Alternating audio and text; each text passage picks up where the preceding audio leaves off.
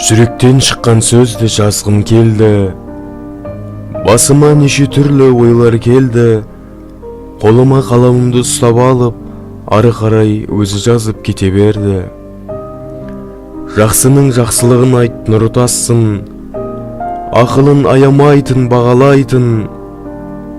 Сен үшін бауырым деп өз кеудесін, оққа да қарсы тұрып, артқа бір кез қарамайтын.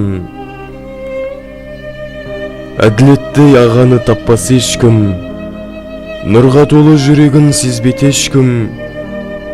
Сырттай күліп жүрген мен ішіндегі қайғы мұңын ешқайсысы ұқпат ешкім.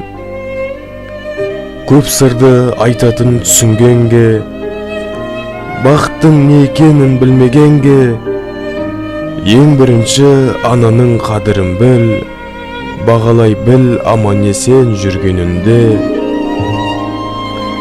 Екіншісі әкесін уайымдайтын, бала үшін көтерген еркелігін, ақылынан шықпайтын бала көңіл, ренжісе де бір өзін байлығым деп бағалайтын.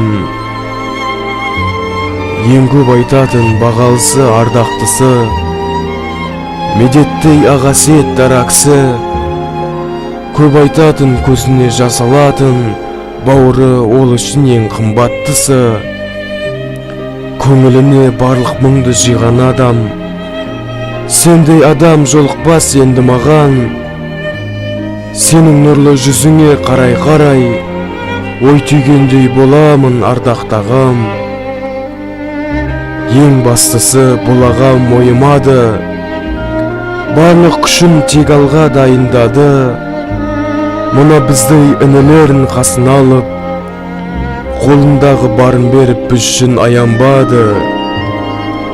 Бәрі оны сыйлайтын, бағалайтын, бәрінің көңіліне қарайлайтын. Иманды ашық нұрлы жүзін ешбір адам қайталай алмайтын. Осы бір толғауымды аяқтайын, Аллахым жар болсын деп мадақтайын.